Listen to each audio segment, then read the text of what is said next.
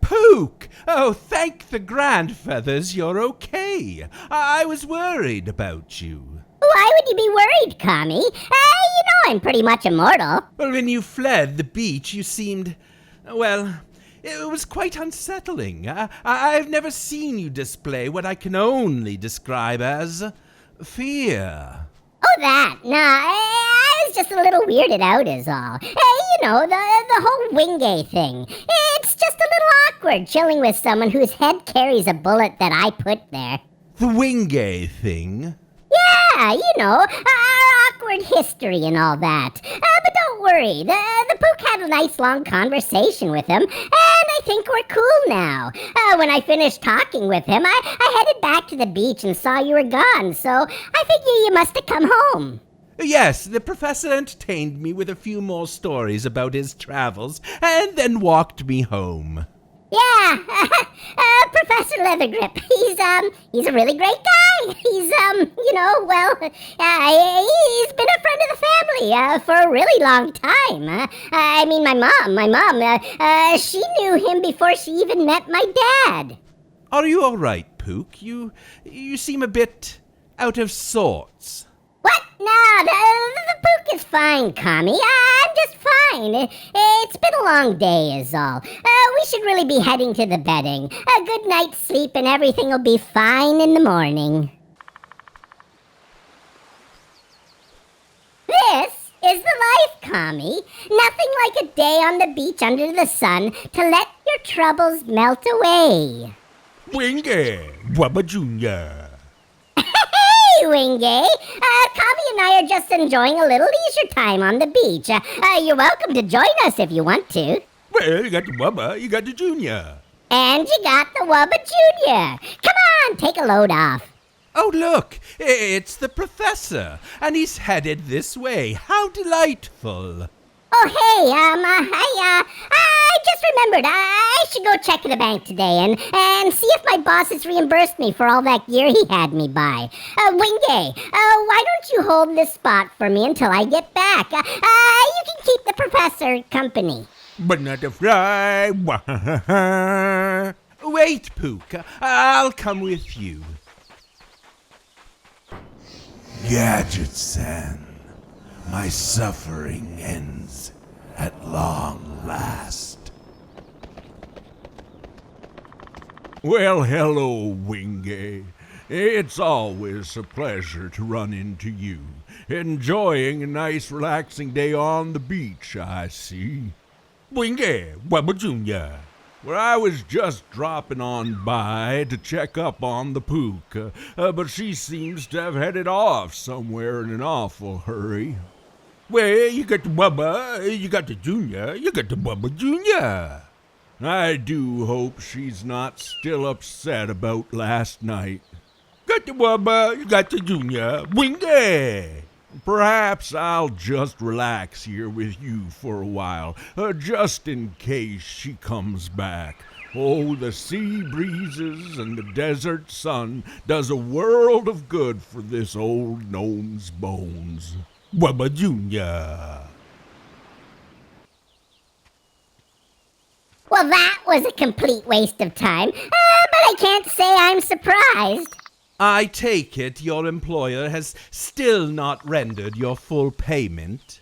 I may be cursed with immortality, but I think I might actually die of shock if my boss ever managed to pay me on time, or in full for that matter.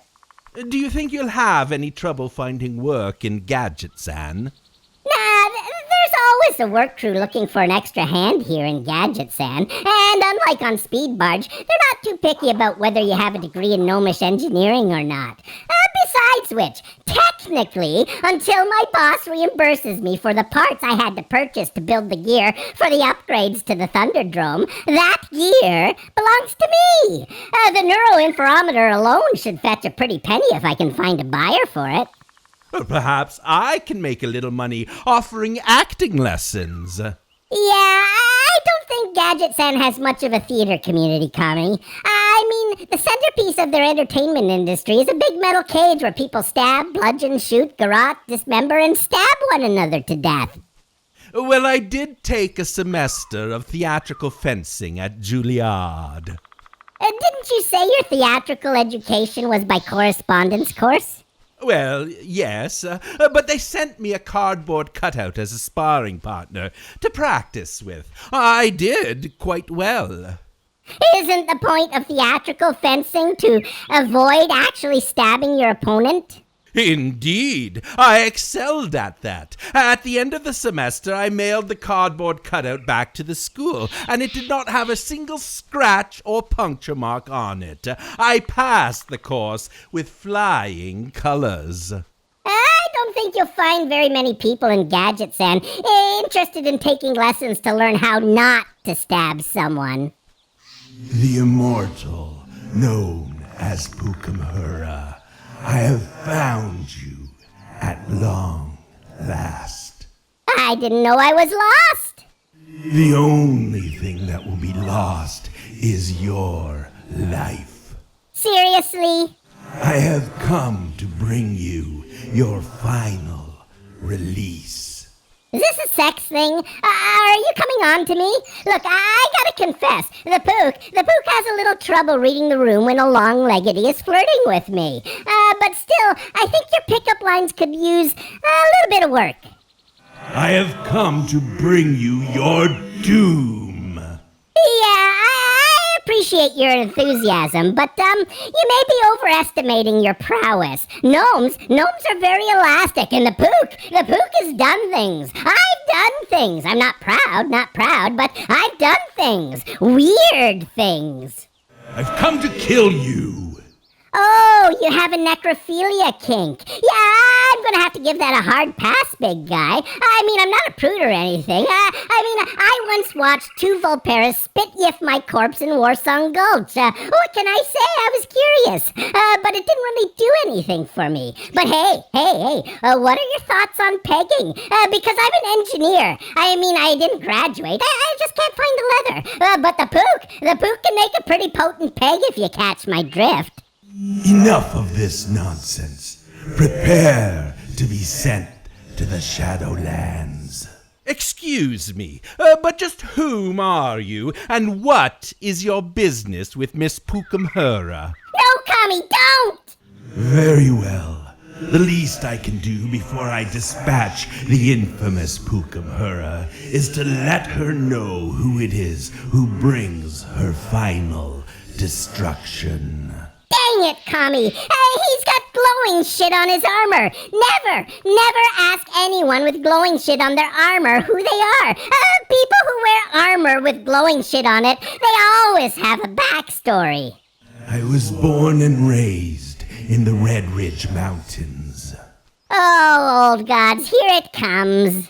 I made my living as a hunting guide in the hill countries surrounding Lakeshore. And you spent your free time whittling and fishing. No. Well, yes, I enjoyed fishing, but I didn't whittle. My uncle taught me how to whittle when I was young, but I never really cared for it. I mean, at the end of the day, all you're doing is making a pointy stick. Can we move this along, please? Then stop interrupting me. Sorry, do continue. I enjoyed a peaceful life, never hurting a living soul. Well, except for the fish, and I assume whatever creatures you were hunting in the hill country when you worked as a hunting guide. Who's telling my backstory? I thought you were. Then silence and let me tell it. Life was good. The feel of the crisp mountain air through my hair, the warmth of the sun upon my face, the comfort of a lover's touch. Little did I know that all these simple joys of being human would be lost to me forever. Gnomes like that stuff too. What?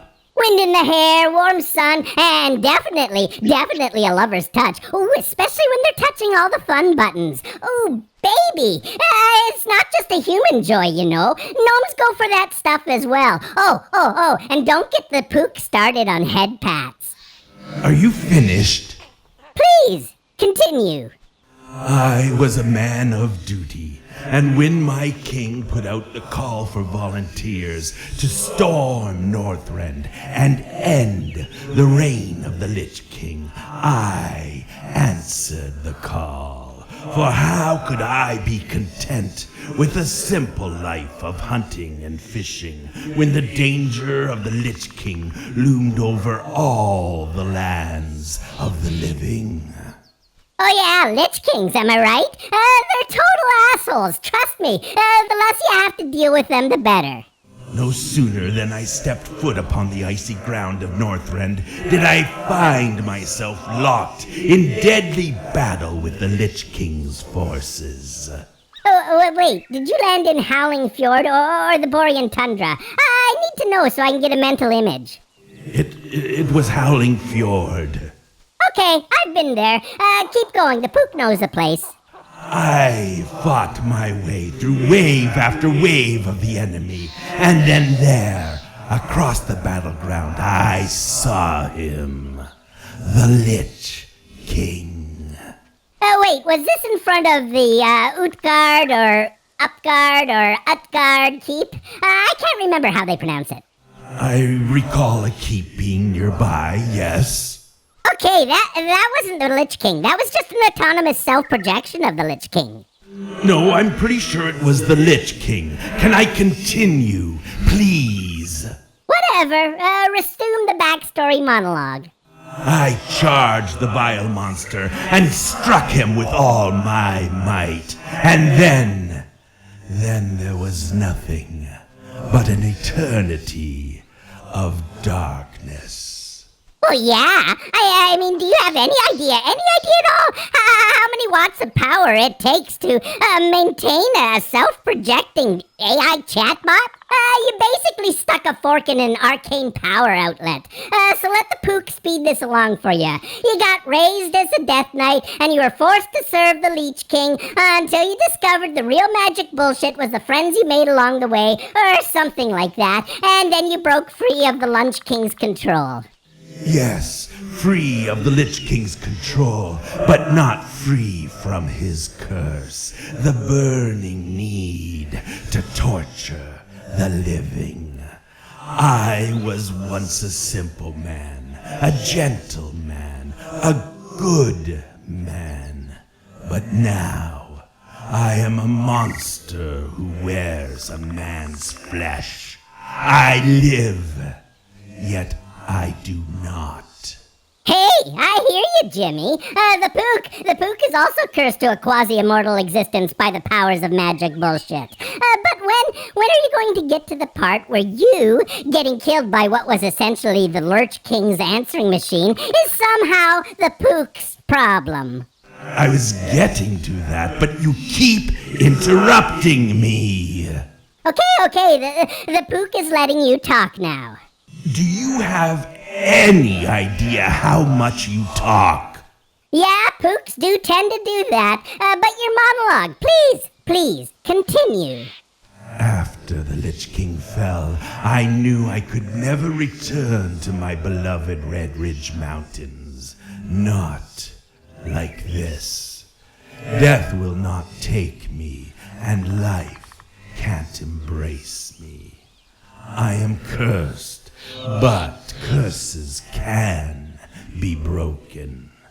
So I traveled the world, seeking the cure to my affliction. I vowed either to return to being the man I was, or end the torment of the monster I have become. Okay, let me see if this speeds things up a bit. You eventually found a wizard, or a dragon wizard, and they told you that your curse could be broken if you killed the Pook. Well, it was more dramatic, more spiritual than that. And you just assumed this wizard or sage or rosemary was telling you the truth and that killing the Pook would free you of your curse. Well, yes. Why would you do that? Why would you ever trust what a wizard tells you? Wizards only ever tell you what is in the wizard's interest to tell you. I got curses of my own, Jimmy. Do you have any idea how many wizards one can manage to piss off when they're cursed with immortality and have a sword that can summon angry pumpkin guys? The Pook doesn't take kindly to the magic bullshit of wizards, and you're not the first guy to come up to the Pook saying that all their troubles could be ended if they just killed a Pook. Enough of this nonsense. One way or another, it all ends here. Your final reckoning has come, gnome. Look, you're new in town, so the Pook will fill you in on how things work around here. You get violent outside the Thunderdrome, and the bruisers over there will end you before you can send the Pook to the naked lady. So please, go fuck now in an offward direction. Then let us meet in the Thunderdrome and end this. Pass. What do you mean, pass? I mean, I don't wanna. What do you mean you don't want to? Look, I'm gonna be honest with you. The Pook has more interesting things to do today than to get caught up in your long-leggedy drama. So I'm going to choose the non-violent option afforded to me by courtesy of the wonders of gnomish engineering. Sheep bombs! I choose you! What the? Fly, Tommy, fly! Now that Schleprock is organically discombobulated, the Pook can enjoy a nice relaxing day on the beach. Oh, look, Professor Leathergrip is still on the beach. How delightful. I can't wait to hear another of his entertaining stories. On second thought, maybe we should head back to the shack first so I can put on my regular clothes. Death Knights can be pretty stubborn, so it's probably a good thing for the Pook to be wearing my fighting clothes instead of my slacking clothes. Well, don't look now, but I think our new friend has had his organics recombobulated. Dang it! Okay, stick close, Kami. Looks like we're taking the long way home.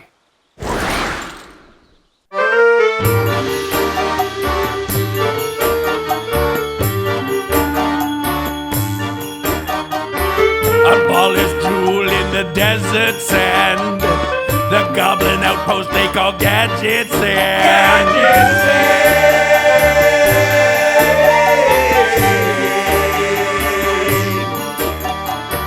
Be very careful of just who you trust. Step out of line and you will bite the dust. Gadget Sand!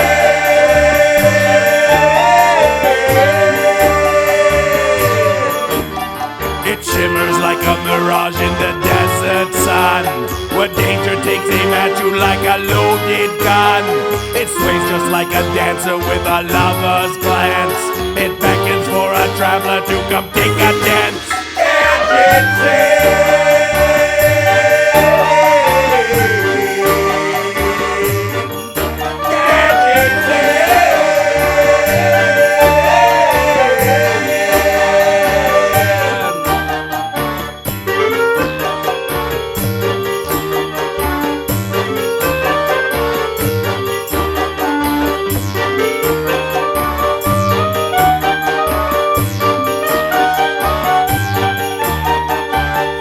In the sun beside the deep blue seas, warm desert breezes put your mind at ease.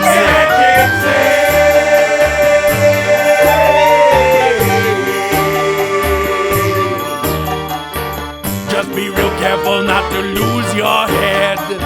Step out of line and you will wind up dead.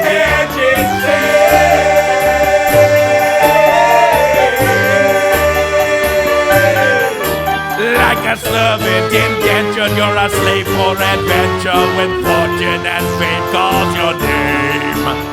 But one wrong word muttered, you're face down in the gutter. Your life is stuffed out like a flame. Adventure's a dangerous game. Gadget Sand!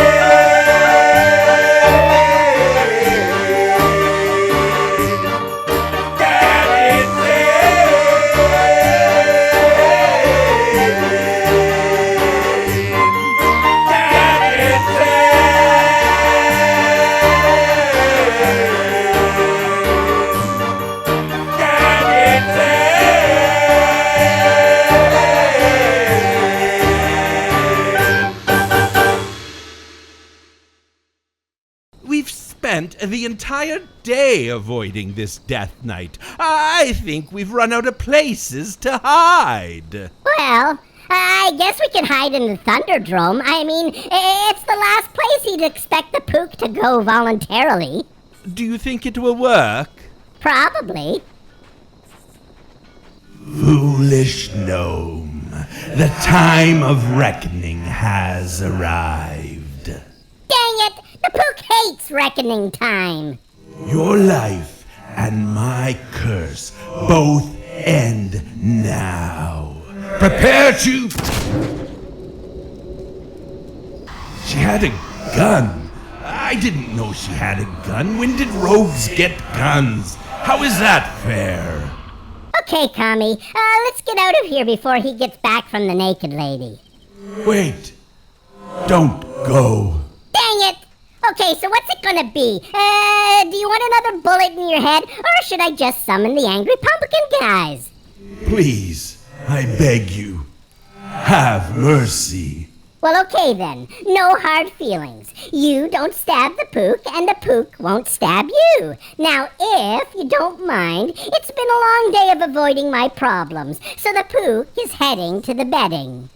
No, please. Mercy. Oh, what are you talking about? I'm not gonna fight you. Please let me kill you. If the wizard lied to me, then you will return to life, and I will depart. But if he spoke the truth, then these cruel indulgences I must perform to satisfy my curse will be no more. If your death will end my need to bring suffering to the living, you will be saving not just my soul, but also the souls of the countless others my affliction drives me to torture. Why do you even have to do anything to inflict suffering upon anyone else? You're a Death Knight. Death Knights cause the Pook to suffer just by existing. I don't follow.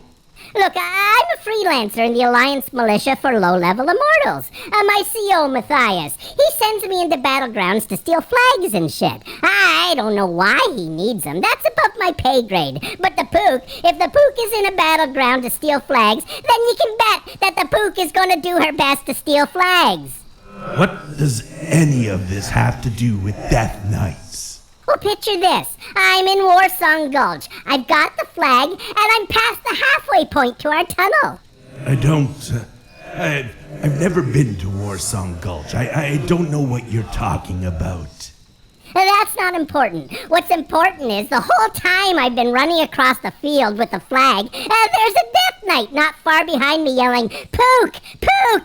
Pass me the flag, Pook! Pass me the flag!" And I'm like, no. I can see there's a druid or a shaman or hell, even a demon hunter coming towards me. And I know if I can just get the flag to them, they'll take the flag the rest of the way. They're all good flag carriers. And when you're carrying the flag, the goal isn't necessarily to carry the flag the whole way, but to carry the flag to someone who can carry it the rest of the way.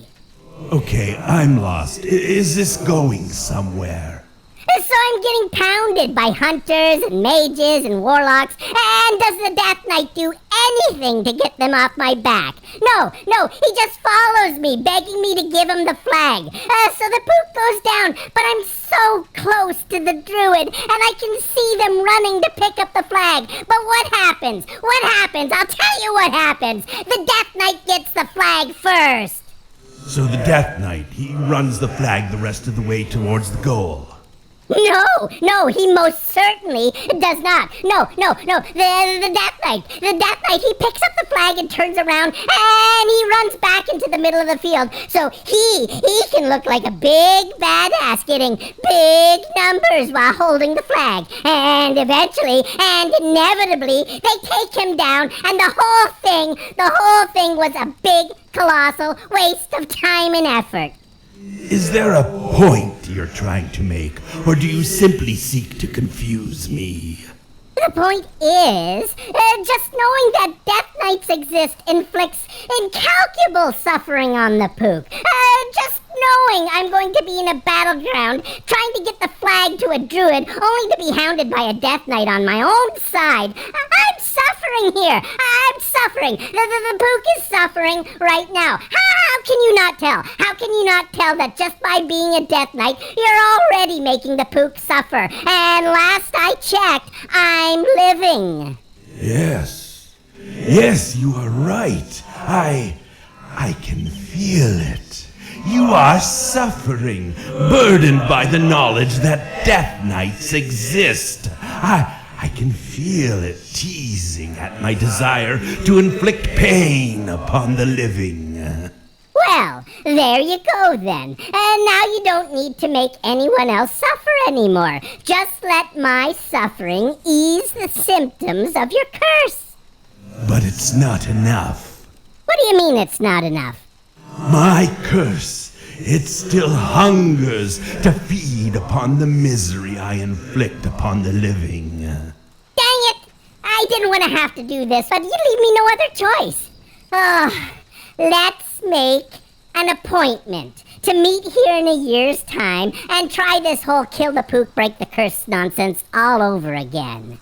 No, I cannot bear to suffer this curse for another year, being forced to do the wicked things I must. We must end this now. Hear me out. There's only one thing in the world that causes the Pook to suffer more than death knights who block my hand off to the druid so they can run the flag back to the middle of the field. And that's making an appointment for sometime in the future. What? Yeah, I mean, it would be one thing. It'd be one thing if this appointment was to get together sometime tomorrow afternoon for coffee. But this is a whole year from now, which means for a whole year, the Pook is going to be going, I can't believe it. I can't believe I made this appointment with a guy to do a thing at the place. Why did I make this appointment? The Pook hates making appointments. Oh my. You're right. I can feel it. You're really suffering. You don't know the half of it. I can't believe I even suggested it. But it's too late for me to cancel now. I mean, it was my idea to make an appointment in the first place. Yes, you're suffering. It's a buffet of misery. I really fucking hate having an appointment looming ahead somewhere on my schedule.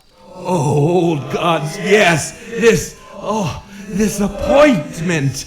A year from now, we meet here and fight. Oh, this feeling. You're suffering. It's so damned good.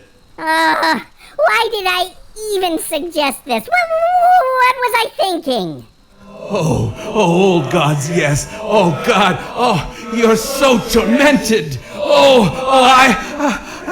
I think I need to change my armor. Yeah, you do. You really do. You're geared like a scrub. There's no way the Pook should have been able to one-shot you like that. What? Nothing. So we're done now, right? We're all cool here?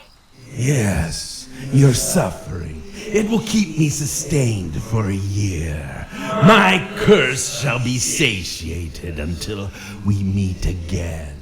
But don't dare to be late, rogue. Dang it. Oh, that feels so good.